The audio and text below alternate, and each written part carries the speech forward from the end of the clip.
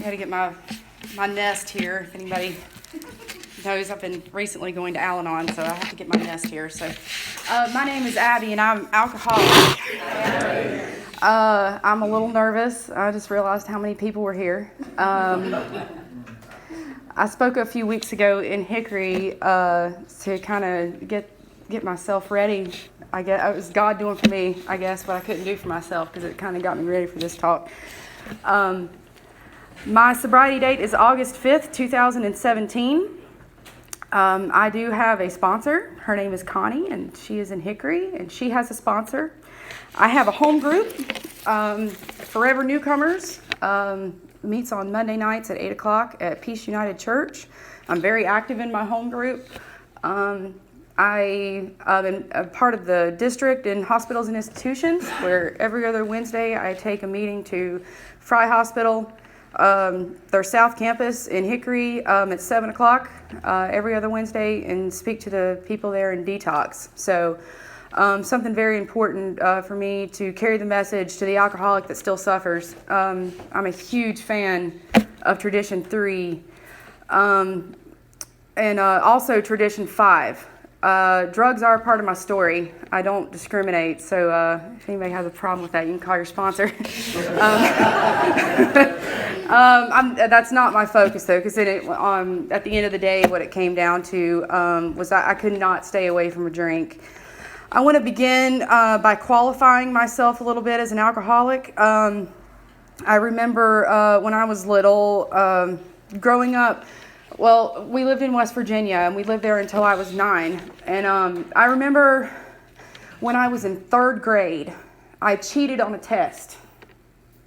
And it was a math test, and it was timed.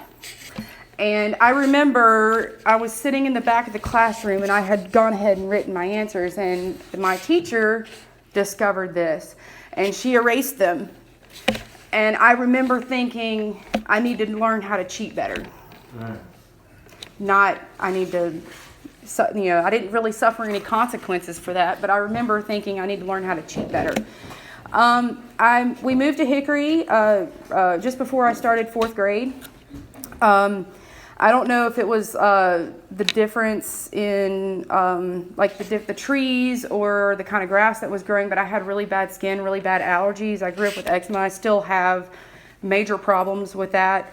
One of the things that I liked about living in Wilmington and the nice salty sea air is that my skin was all nice. That it also could be that I was not drinking anymore either. So, so I didn't think I might need to move back to test that out. But I just remember I had really bad skin, and there was very little that doctors and dermatologists knew about eczema, and there's still very little that they know about it. And I remember a dermatologist telling me this about 5 years ago. It's not something that's killing people, so they don't really have it on a high priority to cure it. So I've had to really I spend probably $500 a month. At one point, a couple months ago, I spent $500 that entire month on skin creams and stuff like that because I couldn't get my eczema under control. So anyway, so that was a problem with me growing up. But I remember in the 5th grade, I had asked for a Sega Genesis, and it was getting to be about this time of year, and I was looking for that Sega Genesis to see where my mom had hid it. Okay. And I came across in her filing cabinet a half-gallon of vodka. I don't know if it was a half-gallon or a full gallon, but I remember it had a handle on it, so it was one or the other. As a child, I don't remember. There was no way I could really tell. But I started putting it in my hot chocolate. And I remember what I would do is I would put it in my hot chocolate, and I measured it out, and then I would replace it with water. So that way nobody could find out. Now, my sister at the time, who was a little older than me, had started smoking marijuana. It was very easy to blame things on her. So, and plus, I was learning from her, like some of the things that she was doing and how she was getting away with it. And I was sitting there thinking, I got to be smart because I don't want to get caught for this. But I remember I would put it in my hot chocolate. Oh, and now I think back on it, I'm like, but it seems disgusting now, but it gave me that warm and fuzzy feeling inside. And I don't really recall ever being drunk. my first drunk. And actually, I spoke with the girl that she's actually in the program now in Hickory. Her name is Elizabeth Gilbert. I told her, I asked her if I could mention her name. Her and I had our first drunk together at her house about this time in 1995, something like my freshman year, or 1996 maybe. And we set up a tent in her carport. Okay, we were going to camp out. And I had a little job, and I had some money, and there was a guy that her older brother knew that his older sister could get alcohol, and all you had to do was just give them money, and they would buy you whatever you wanted from the ABC store. And I remember I got a fifth of Smirnoff and a fifth of Aristocrat. I thought I was cool, and I was, Elizabeth and I were both, we planned this because, and it had been warm. Okay, the air had been warm. It was an Indian summer. I remember it was but that particular night, I believe it was Veterans Day weekend. It dropped down to like 30 degrees, and it was a Saturday night, and we had this tent in her carport, and we had gone in the house. Okay, I was a freshman in high school. Her younger brother, who was a year younger than us, I had a crush on him, and we had kind of, I don't even know what the terminology was, gone together, whatever you want to call it. And so I thought we should play a trick on him and put some shaving cream in one hand and put his other hand in some warm water and then tickle his nose with a feather. Well, needless to say, he ended up slapping his face and urinating all over himself. And at that, how her house was set up, there was actually a door that went to his room, and he literally pushed us out the door and locked the doors. Okay, and so it's the middle of the night. We're in the tent. We can't get in. We don't want to wake up her parents, because if we do, then she's going to find out we're drinking. And we ended up getting drunk and listening to Chumbawamba Tump Thumping. And that was my first drunk. And that was going to be the first of many times that I was pushed out, locked out, kicked out, shut out, wore out my welcome. And, because what I did up until, what my disease does for me is, if I wasn't stealing from your wallet or your jewelry box, I was robbing you of every bit of peace and serenity that you had. Until you were hanging on by a thread, and then I'd leave you for dead, and I'd go on to my next victim, because that's what I did to people. I didn't give a crap about you, and I didn't give a crap about me. As life went on, I went to college. I failed at college. Parents' money. Used it again for college. I failed at college. I was very successful, however, in the bathroom of a bar in Greensboro. And I wasn't thinking 15 years ago, I want to give a clean talk at an AA meeting, so I don't think I'll need any of those drugs you have there.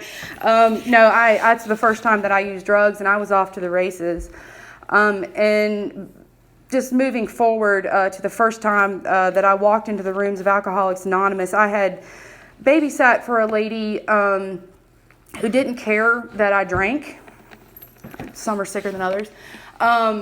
She had a brother that was in AA, and he would come to visit on the holidays, and I was very close with their family. And he would see me drink, and he told me about AA, and he was like, I know that you have a seat there. And I was like, what the heck is this guy talking about? Really? Okay, whatever. Well, as time went on, he kept in touch with me, and I think that was God. Let me back up a little bit and talk about my relationship with God. When I was little, I do remember not fitting in with my family. My parents did the best that they could, and I have a difficult time talking about that whole situation with my parents because I tend to blame them for my problems. However, losing the desire to drink and gaining the desire to get better has really helped me through that. But I remember church always being a safe place for me. And in the big book, We Agnostics, I've never really labeled myself as an agnostic, but I read that chapter. It just helped me understand what kind of relationship with God that I can have. And really, my faith just improved drastically. And I never really had a problem going to church. I was lazy whenever it came to homework. They're the 3 P's. The the perfect conditions. Anything has to be perfect. If it's not, then I procrastinate long enough, I become paralyzed. And I really think that's the reason why I failed in school. I kind of just gave up, and there wasn't really enough of the obsessive compulsiveness to create perfect conditions for myself. That's where the laziness came in. And I still struggle with that a little bit today, living in the problem, but I really definitely strive for a solution. So getting sober the first time, I was walking down, it was August 24th of 2007, and I was walking down this road in Hickory, or it's actually an outskirts of Hickory, and talked about earlier about being shut out and put out, people being scared of me and so forth. And I'm walking down this road. I have no phone. I have, this is 11 years after my first drink, when I was 26. And I'm walking down this road. I've had on these same clothes for 3 days. I have on flip-flops. It's the middle of August. It's kind of a dirt road. It was paved, but the majority of what was around it was dirt. And, track marks all up and down my arm. And I weighed about 115 pounds, and I thought I looked good. My collarbone was beautiful. I did. I thought I looked great, and I had like really long stringy hair, and I had, anyway, you know how good we look. Anyway, so, and I walk up to this woman's house because I see that her screen door is open and there's a car in the driveway. So I go and knock on the door, and this sweet lady, she lets me use her phone to call my mother, but I have to use the phone with the screen door still closed because I looked that bad, but I think she really wanted to help me. And so I had to talk to my mother through the door of the screen door, and I told my mother where I was at, and I was like, Mom, will you please come pick me up? And I want to call Mark, and I need to just, I know where I need to go, and I need to call Mark. And my mother, bless her heart, I'm surprised she didn't have a heart attack, because there's no dirty laundry ever in our family. She's a wonderful human being in her own way, I guess. But she came to pick me up, and we called Mark, the guy that I knew from AA, and he met us halfway between Hickory and Charlotte. And I don't know if you guys have ever heard of the Detox Center in Charlotte on Billingsley Drive. That is the bottom of the barrel treatment center that's free, and they have a step up above prison food. Some good old Southern women doing some counseling in there, though. I tell you what, their BS quota had been met, and not much got by them. So I was actually very grateful for that. The mattresses were about that thick. There was powdered eggs, and I'm not quite sure if it was even real sausage every day. So I get there, and they don't have any beds. And I remember Mark taking me back to his house. They said it was going to be 2 days before they had a bed. And I remember all I wanted to do was sleep. And he said, oh no. He said, we're going to an AA meeting. And I went to an AA meeting. And I walk in, and as horrible as, mind you, I still had not had a bath, okay? So he didn't even give me an opportunity to take a shower. He's like, we're going to an AA meeting. He was like, this will be a humiliating experience. And it was. But at the same time, it wasn't a traumatic experience for me, because I walk into the rooms of AA and there are people who are nice to me. And y'all told me to keep coming back. And y'all gave me hugs. Y'all gave me phone numbers. Like, I didn't even have a phone. And I was like, sure, I'll take your number. I didn't know, sure. It was amazing. And I picked up a white chip. I went to treatment. After I got out of treatment, I stayed in Charlotte. I didn't stay sober very long. I stayed sober long enough to get honest with myself. But I wasn't honest with you yet. And I think that that's the only thing that kept me alive when I went back out there, was I still was able to lie to you. And I don't know if that makes any sense or not, but as part of my story, whenever I went back out there, I was out there for another 10 years. And in that 10 years, I met, well, first of all, I should be dead. I should be rotting in a ditch somewhere. The places that I've been and the things that I have done, probably never to be found. That's exactly where I should be. It's a miracle in itself that I'm standing here talking to you. And I don't focus a lot on war stories, because a lot of the war stories are just about the same, but the getting sober part was the struggle for me. My nickname was Crying Girl when I got here this time. And while I was out there in those 10 years, I met a guy, his name was Justin. He drank the way I drank. He did drugs the way I did drugs. He was, he had charisma. He was handsome. We fell in sick. There was no love. It was a very sick relationship for 3 years. At the beginning of our relationship, we were together for 6 weeks. He had cheated on his girlfriend with me, and me and my cat moved right in. He lived in his grandmother's house that his mom paid for, all the bills. And it was just one big party. And then after 6 weeks, he cheated on me. And I was so in love, because after all, it'd been 6 weeks, And then I moved in with his uncle, because I knew that he would come over to his uncle's house. His uncle kind of did drugs the way that I did drugs too, but there was no relationship there. He had an extra room, and I think I paid him like $50 a week to live there. But so I was there for about a month, and then Justin and I got back together, and we were off to the races. It was a nonstop party. We actually went from using one drug to another, and it was just a very, very sick, toxic relationship. A lot of abuse on both of our ends. Although I really loved putting that mirror away and picking up that magnifying glass, and definitely, picking him apart and seeing what all he was doing wrong. But I was doing the exact same thing. I got pregnant, and I cleaned up while I was pregnant. He didn't. Towards the end of my pregnancy, he actually ended up at the detox center in Hickory for 3 weeks.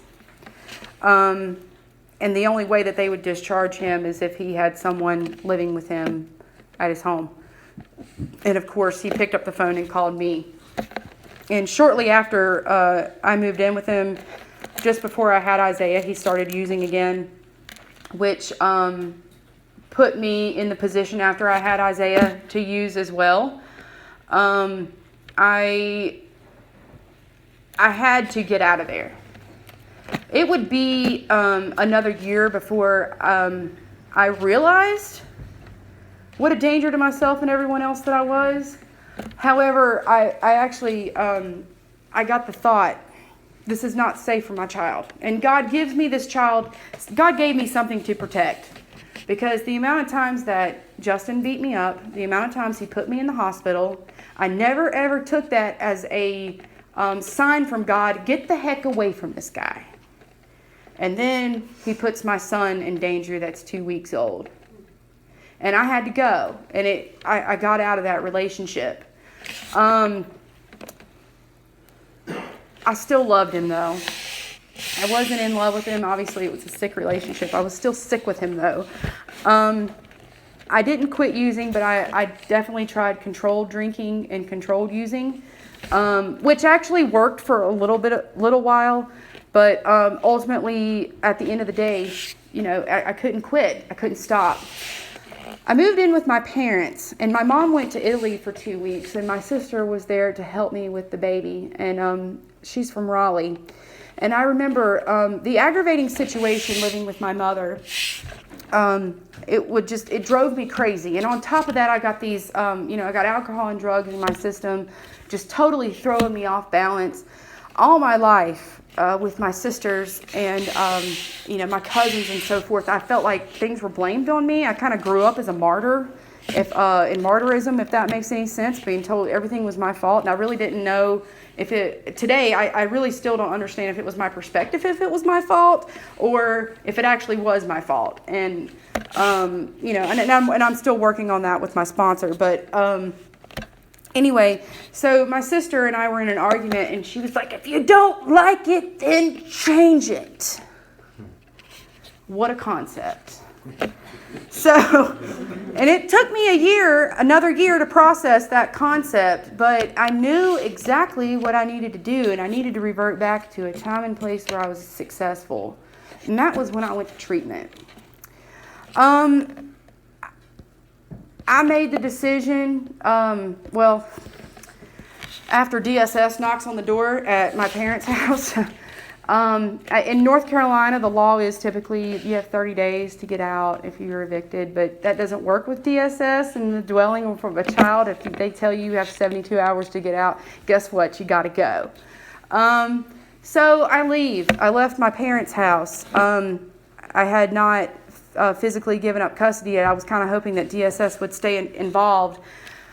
But my parents filed for temporary custody while I was in treatment, and I ended up having to give up temporary full custody to them. I'm still fighting that battle today. However, it was part of my solution, and it is part of my solution, because there is no way the things that I have been through, the things that I have done since last August, that I would drag a child through. It's so easy to pick up a drink. It's so easy to pick up a drug, but it's a heck of a lot harder to put one down. And I am so grateful for the rooms of Alcoholics Anonymous. And what people don't understand on the outside is that my very life depends on you people. My very life depends on coming to meetings. My very life depends on working with another alcoholic. I got out of treatment. I rested for a month. I sold my car in Hickory. I came back to Wilmington. I went to Wilmington Treatment Center for 28 days. That was a nice 28-day vacation. They have a beach on the website, but guess what? You don't go to the beach. Not once. And if you do, you can't get in. Yeah. So that was something else. But anyway, just FYI, fun fact. So I took the month off. I rented a room off of somebody that was renting a room out of their house off Craigslist. And I literally took the month off. I didn't do anything. I slept. I was so tired.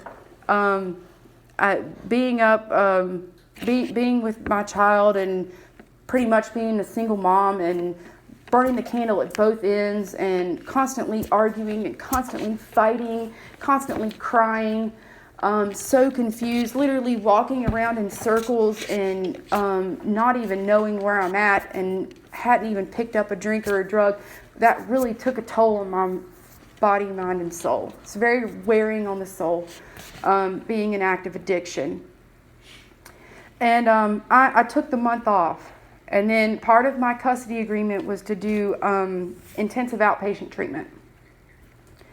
So I got a job at a gas station, which this time of year, you people that serve the public, hats off to you, okay? Because it's difficult serving the general public. And it's even more difficult stocking beer when you're trying to get sober. And I was an assistant manager. So it was, I had to count the beer, count the cigarettes. I was smoking about 2 packs of cigarettes at the time anyway, a day. I was going to IOP 9 hours a week, working 40 hours a week, and I decided to move to the Peachtree House, which I will be forever in debt to the ladies over there, Sarah. I was not working with a sponsor, but I was going to meetings. I found a church home here in Wilmington, St. John's Episcopal, and I worked very closely with the associate rector there. And I wasn't working a program. I do not suggest that to the newcomer. However, I watched myself very carefully, and I had people in my life that I kept myself accountable to. Living at the halfway house, I had to make a meeting every day. I had to be home at a certain time. I had to have a job. They were very kind with me going to intensive outpatient treatment and working and going to meetings. And I was in church, if not every Sunday. And I held myself accountable to those people. And I will be forever grateful for that. I decided to move back to Hickory because my son was there, and I started to, when I was in intensive outpatient treatment, which I highly recommend to someone getting sober. It was great. Doing the group therapy, getting all that dirt out, and just hearing another person's perspective and seeing what other people are going through, really just puts things in perspective, and it makes it just makes life a lot easier. And I'm so grateful that I did it. When I finished that, I had put my 2-week notice in, which is something that I've never done in a job before. I've never put my 2-week notice, and I actually worked 2.5 weeks. So, and I moved to Hickory, and I moved in with a lady that I knew, and her kids, and her husband had a brain injury, and it was part of my solution. It took away from my meetings and my program, but it was part of my solution because I was going to school as well, and I was able to help someone else out. In June, I moved into an apartment. And I got a job at a restaurant. Again, I remember when I moved out of this lady's house, because I tell you, my meetings were limited. I was all the way out in the middle of nowhere living with her, and I didn't have a car. And there was only one person, this one gentleman, his name is Keith, and he's been sober for 29 years, and he lived out in Mountain View that lived 5 minutes away from me. And whenever he decided to go to a meeting, that would be my ride. And sometimes he went once a week, sometimes he went once every 2 weeks. So I was starved for meetings. I remember when I moved into my apartment, I went to like 12 meetings in 3 days. And all these were walking distance. I chose an apartment that was in Central and Hickory. And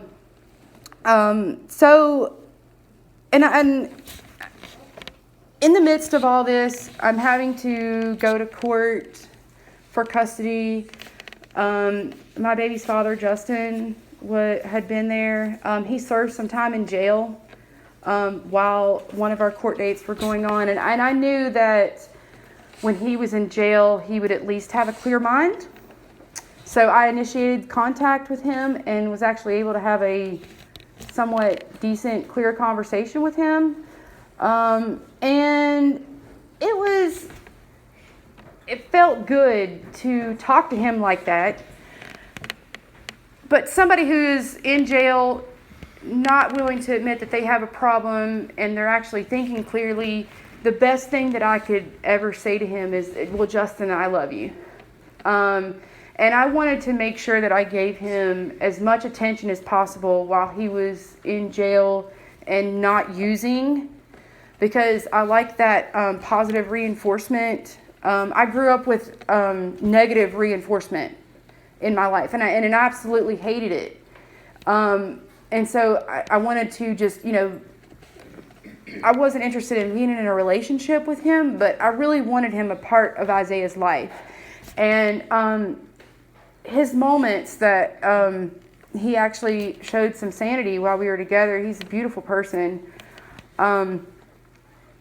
So we go to court in July, and I saw him like face to face. And I gave him a hug, and I told him I loved him. And I squeezed that man as tight as I could.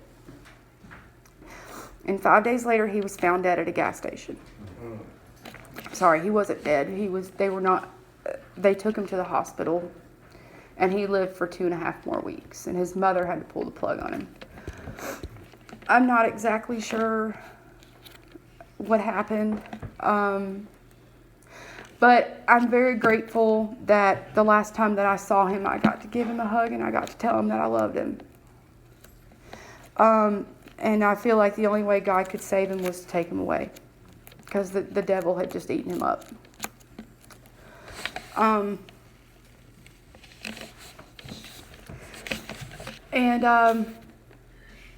My heart just aches for my son not growing up without a dad.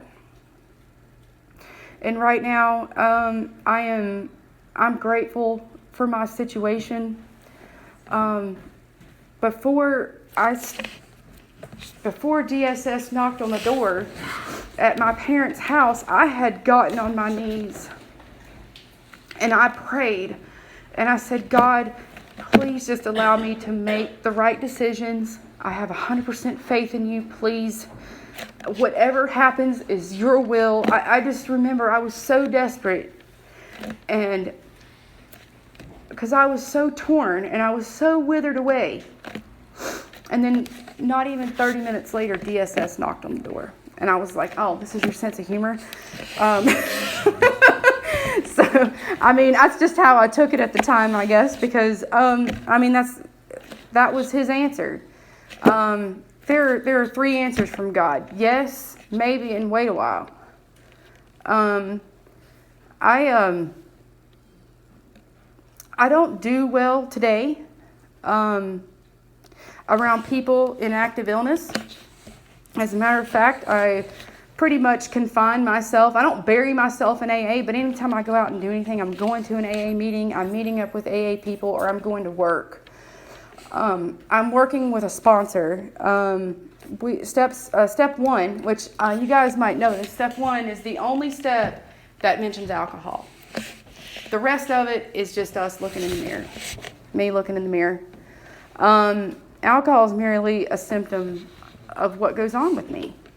I remember growing up just feeling so out of place.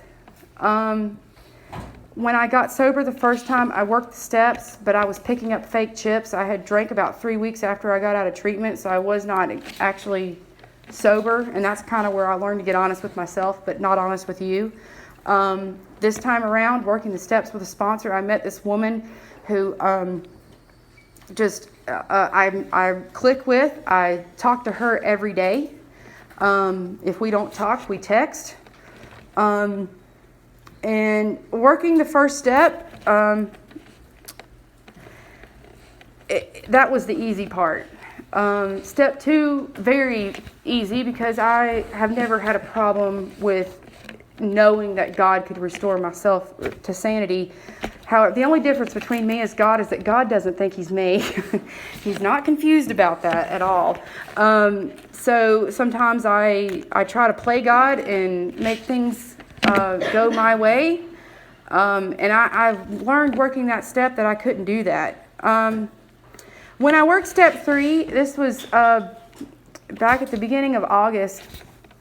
And I spent 8 weeks on this step because after I had met with my sponsor and we said 3rd step prayer, and I'm supposed to be working on my 4th step, and that scared me.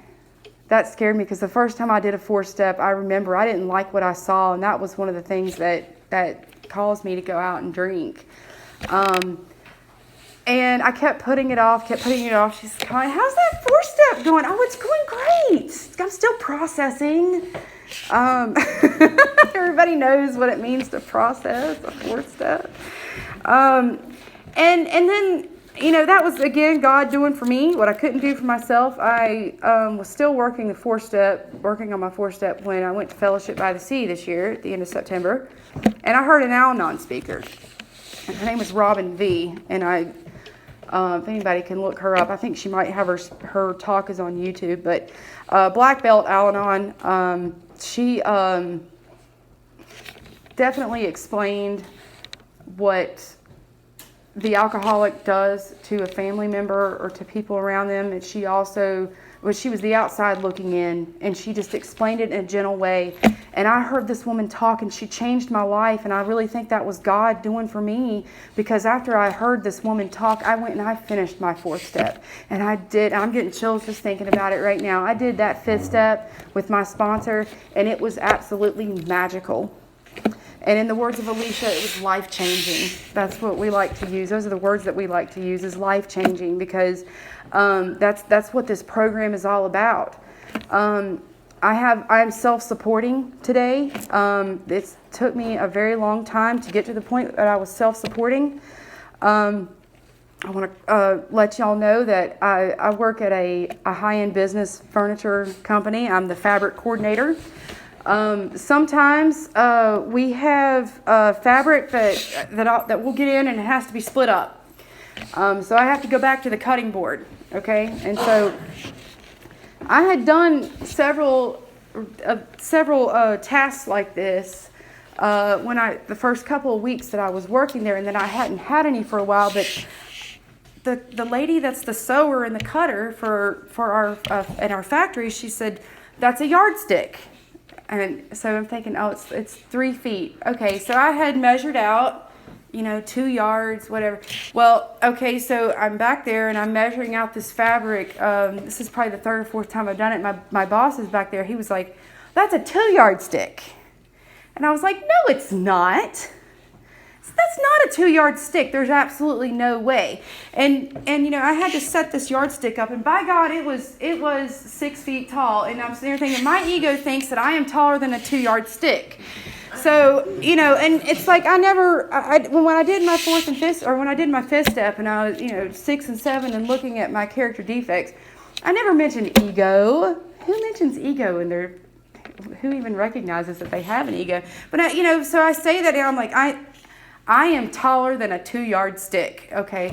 So, which is not true. It's very much 6 or 7 inches taller than me, so 5'4". So anyway, but looking at it, I didn't think that. So that's my perception. My ego can affect me like that, and I had to really stop and think, wow. And he looked at me. He was like, "You don't connect the dots, do you?" And sometimes I don't, but I lost the desire to drink, and I gained the desire to get better.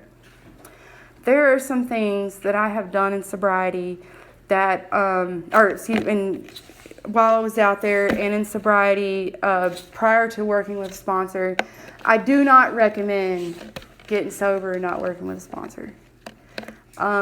Meeting makers make it. I thought that was the stupidest thing that I had ever heard. But now, it's like, I would rather be in a meeting. A friend of mine told me that I talk in bumper stickers. Because, it's like, I'd rather be golfing. Have you ever seen those? It's like, I want one that says I'd rather be in a meeting. Because that's how I feel. Because my very life depends on you people. I never found a place for myself until I walked into the rooms of Alcoholics Anonymous. I never relied on God the way that I relied on God until I walked into these rooms.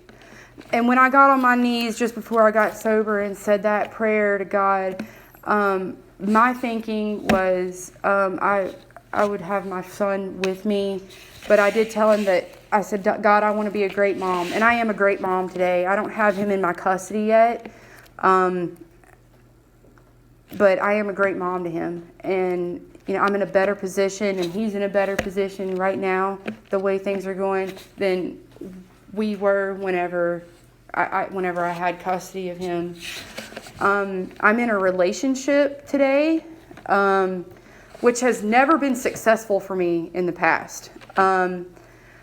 I always learned that how to manipulate and drain people, especially men. And actually, God has provided me with a healthy, sober human being, a gentleman to be in a relationship with. That also walks into these rooms one day at a time. My main goal is to carry the alcoholic to the message, or carry the message to the alcoholic that still suffers. I do not appreciate when people interfere with other people's sobriety. AA is my safe place. And as it should be a lot of people's safe place. Some people have family members that discourage or don't understand what Alcoholics Anonymous is. And, I mean, for me personally, my family, if you want to get a big book thrown at you, go give them the family afterwards. It just doesn't work like that. Not everybody understands.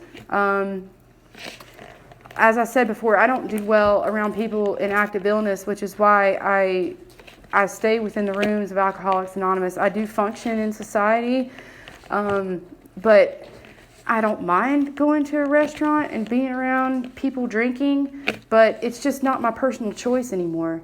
A lot of trauma concerning that, and I have that desire to get better. And anyway, thanks for letting me share. So